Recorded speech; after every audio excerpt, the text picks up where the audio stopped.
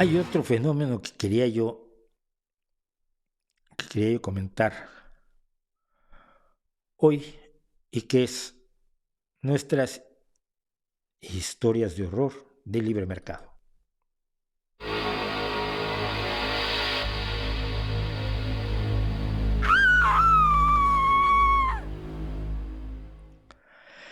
Bueno, pues las historias de horror del libre mercado de hoy vamos a hablar de la educación superior. La educación superior. Fíjense, cuando yo salí de México como una semana después de que comenzó una huelga que le destrozó la vida a muchísimos estudiantes de los universitarios, incluida mi hija mayor. Nos habían llamado a mí y a René Drucker-Collin, que es un investigador al que yo conocí muchos años atrás, un investigador neurológico, luego se metió en política, hubo cosas ahí medio turbias, pero en fin, nos llamaron a los dos a la universidad, a la Facultad de Ingeniería en la Universidad Nacional Autónoma de México, eh, para que debatiéramos sobre las cuotas universitarias que estaban en ese momento en debate. Se estaba debatiendo si los estudiantes universitarios de la Universidad Nacional Autónoma de México debían o no pagar cuotas. Yo estaba en contra de que pagaran cuotas y René estaba a favor de que las pagaran. Incluso cuando nos vimos, yo llegué 10 minutos antes de que empezara la reunión, lo vi a él, nos tomamos un refresco y hablamos del tema y decidimos que nos íbamos a pelear cuando, como se pelea la gente sensata, honesta y seria cuando está en desacuerdo, es decir, sin bajezas, sin falacias, etcétera, etcétera, presentar nuestros puntos de vista. Presentamos los puntos de vista, yo creo que estuvo muy bien el debate, creo que ambos dimos las razones por las que creíamos lo que creíamos. Cuando llega alguien y dice, acaba el Consejo Universitario sesionando fuera del recinto universitario, ha aprobado el aumento de cuotas. Y en ese momento los chicos que estaban en la Facultad de Ingeniería, en el auditorio de Ingeniería, dijeron, en este momento nos constituimos como asamblea, y tanto René como yo nos levantamos, dijimos, nosotros no tenemos nada que ver en una asamblea de alumnos de Ingeniería, así que muchas gracias por su atención y nos vamos, porque la asamblea es soberana y debe estar libre, por lo menos en teoría, de influencias externas.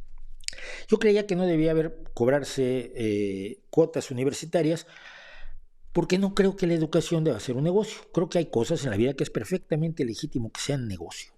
Absolutamente, yo no soy un marxista anticapitalista cerrado. Yo creo que el mercado tiene ciertas ventajas, pero que debe estar controlado por una sociedad democrática que ponga los límites necesarios para que el desarrollo del mercado no se convierta en un enemigo de la sociedad. Monopolios, abusos de precios, acuerdos de precios, hacer permanentes las patentes, por ejemplo, es una de las cosas que están haciéndose y que deberían evitarse, etcétera. Es decir, la sociedad debe controlar el mercado como controla el tráfico, como controla las fronteras, como controla la educación, como controla todo lo que es la interacción humana dentro de una sociedad. Todo tiene reglas y yo creo que el mercado también debe tenerlas. Otros creen lo contrario. Bueno, creo que la educación superior, la educación en general, pero en particular la superior, es una de las mejores inversiones que puede hacer un país. Si tú formas buenos ingenieros, el país se beneficia. Si formas buenos abogados, el país se beneficia. Si formas buenos médicos, el país se beneficia. Si formas buenos violinistas, el país se beneficia. Si formas buenos psicólogos, si formas buenas enfermeras, si formas buenos biólogos, si formas buenos químicos, si formas buenos filósofos, no, bueno, hay menos, pero luego veremos por qué. En fin, que la educación superior es una de las mejores inversiones que puede hacer un país junto con la salud. Una sociedad sana y educada es una sociedad más feliz que logra mejores cosas en beneficio de todos. Hay quien está de acuerdo conmigo y hay quien está en desacuerdo conmigo. Vamos a ver algunos precios para que vean ustedes, porque esto es una de las historias de horror del libre mercado. En España, en una universidad pública, porque las universidades privadas pueden cobrar lo que quieran y cobran lo que quieren. Una universidad pública española, por año, la matrícula o colegiatura, el pago a la universidad que se hace es de entre 680 y 1.280 euros. Parece poco dinero, 100 euros al mes en un año lectivo. Bueno, un año lectivo que dura 9 meses, 10 meses. 120 euros al mes durante los 10 meses que dura la universidad. Hay gente que no lo puede pagar, pero hay muchas becas y apoyos y formas de lograr que la gente no pague esta cantidad si no puede hacerlo. Ahora hay un debate porque quieren, por ejemplo, la derecha quiere darle becas a los ricos, que es un poco bobo.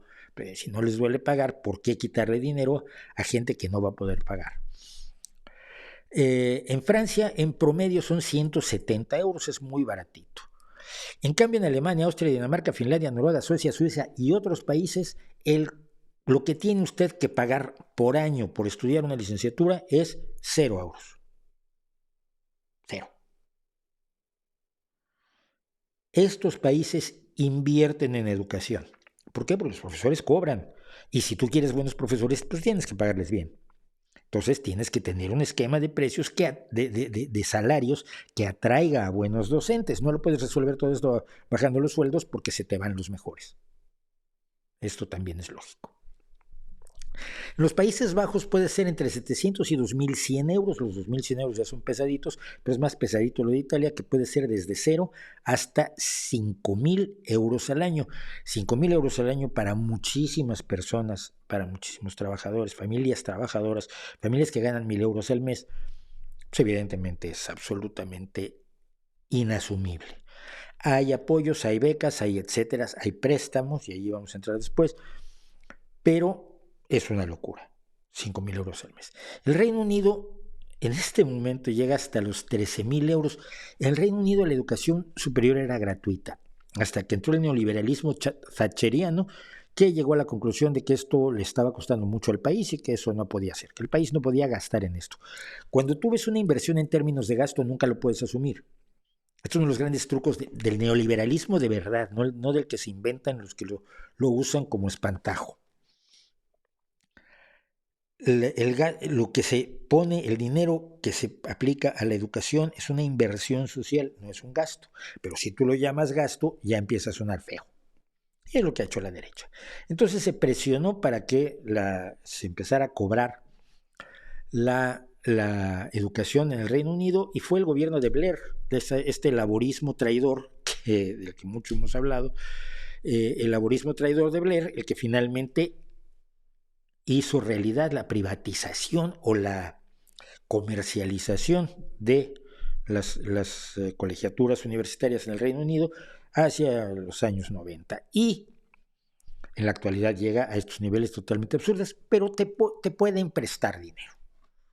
Te prestan dinero y entonces tú, cuando ya seas profesionista, si ganas más de determinada cantidad, una parte de eso se aplica al pago de tu deuda estudiantil, de tu deuda universitaria. Mi hija, por ejemplo, pidió un préstamo, pero lo pidió para poder vivir en Salamanca, donde hizo una maestría. Tardó tiempo en pagarlo, pero lo pagó porque era razonable, era una cantidad pequeña y tuvo la forma de pagarla. Pero en Estados Unidos estás hablando en las universidades públicas, las que llaman State Universities, pagas entre 10.500 a 27.000 euros. Estoy equiparándolos, están casi a la par ahora el euro y el dólar, pero los estoy poniendo todo en euros para que nos demos una idea. 27.000 no es lo más caro, es la media, porque si tú quieres estudiar medicina en un buen colegio, puedes pagar hasta 50.000 euros al año de colegiaturas, más materiales, más libros, más ropa, más tu mantenimiento, porque probablemente la escuela está fuera, lejos de tu casa, y tienes que pagarte pues vivienda y alimentación, que de otra forma los padres absorben. Bueno, en Estados Unidos no hay educación gratuita superior, ni en las universidades públicas. Al resto del mundo tienes la opción de universidades públicas que pueden ser muy baratas, pero no son de mala calidad. En Estados Unidos, para obtener una educación de muy buena calidad, tienes que ir a las mayores universidades privadas, pero te prestan el dinero. No tienes que ser rico. Mira, yo tengo 2 hijas en Canadá que están ahorrando perdón, una que tiene a las dos niñas, está ahorrando para la universidad de las niñas que tienen 2 y 3 años, mis nietas. Pero ya están pensando que necesitan tener un fondo para poder enfrentar esto porque Canadá está por el camino. ¿Qué pasa con los préstamos? Pues que no, una educación universitaria no te garantiza nada, ni te garantiza puestos de trabajo, y menos como se han desarrollado las cosas en los últimos tiempos, y mucho menos te garantiza un salario que te permita pagar. ¿Qué pasa si no pagas? Pues como eres pobre como una rata, porque si no fueras pobre como una rata podrías pagar, el dinero se va acumulando junto con los intereses. Y lo que tenemos en los Estados Unidos hoy es 1.800 billones de dólares en deuda. 1.800 billones, billones en español, o sea, trillions en inglés. Los billions en inglés son miles de millones en español, 9 ceros. Los trillions son billones, 12 ceros. Lo que aparece allí, 1.800.000.000 de millones de dólares que adeudan 45 millones de estadounidenses, que es como la cuarta parte de la población de ese país o la quinta parte de la población de ese país. Es decir, la quinta parte está endeudada por haber estudiado una carrera que probablemente no le está rindiendo frutos suficientes como para pagar el préstamo. Ya no te digo para mantener a la familia, para tener hijos, para ir de vacaciones, para, para comprarte un helado.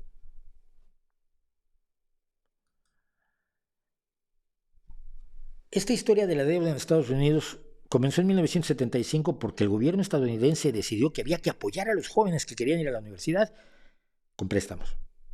No con el enorme tesoro que tienen los Estados Unidos, no con sus capacidades de riqueza que tiene como país. Es un país con muchos pobres, pero que tiene muchos ricos y tiene un Estado opulento. Tiene un Estado que tiene dinero para muchas cosas y tiene muchas muchas labores de carácter social. Esto sí hay que reconocerlo, pero no todas las que debería. Y se decidió apoyar a los jóvenes con préstamos. Y lo de siempre, ¿quiénes son los que deben más dinero? Los blancos de clase media alta que tienen conocidos que les podían dar trabajo y que tienen más facilidad para desarrollar su carrera, o las personas de minorías marginadas, pobres de antes, que quieren dejar de ser pobres pero que no encuentran cómo. ¿Quién crees que va a ser más afectado? Voy a dar un ejemplo, te voy a dar una pista. Cualquier cosa que pase en este mundo, los más afectados son los pobres. Cambio climático va a joder más a los pobres que a quienes no lo son. Las guerras joden más a los pobres que a quienes no lo son. Los terremotos joden más a los pobres que a quienes no lo son. Las inundaciones, lo mismo. Las caídas de gobiernos, las revoluciones, joden más a los pobres que a quienes no lo son. Yo sé que hay sociólogos que escriben un artículo cada vez que hay un desastre, informándole al mundo que los más perjudicados van a ser las minorías marginadas. Es la obviedad más grande del mundo. Y en este caso, en el caso de la educación, en Estados Unidos y en el Reino Unido cada vez más, son los marginados que quieren utilizar legítimamente una educación superior para salir de la situación de pobreza y marginalidad que tradicionalmente probablemente han tenido sus familias, los que se ven ahora atrapados por una deuda que no pueden pagar. El gobierno de Estados Unidos actualmente está buscando formas de reducirla, de cubrir parte de la deuda para algunos sectores de los estadounidenses. Por ejemplo, si no alcanzas a ganar $125,000 al año, te perdonan $10,000. Ya, pero si debes 150,000, que te perdonen 10,000 tampoco te resuelve el problema. Esta es la situación y por eso creo que es una historia de horror del libre mercado, porque la educación superior es la base de la riqueza de un país. Y esto se ha dicho en muchas ocasiones y quiero terminar repitiéndolo antes de irnos a nuestro corte. Los países ricos no hacen ciencia y no hacen tecnología y no hacen vanguardia porque son ricos. Son ricos porque hacen ciencia, porque hacen tecnología, porque hacen vanguardia, porque tienen una buena educación superior. Pregúntate ahora por qué en Estados Unidos se necesita echar mano de tantas personas, migrantes incluso en los laboratorios de investigación, para poder seguir avanzando. Aquellos que estudiaron en la India, o que estudiaron en Finlandia, o que estudiaron en Noruega, o que estudiaron en España, y que ahora pueden recibir un sueldo excelente en los Estados Unidos, haciendo lo que deberían estar haciendo los alumnos estadounidenses que no tienen esa gran preparación que aquí financia la ciudadanía, afortunadamente. La educación, pues míos, es una inversión a futuro de todo país, y el que no lo crea, que vea lo que pasa en los países en los que no tenemos esa educación y se engaña a la gente diciéndole que se le dan universidades inexistentes.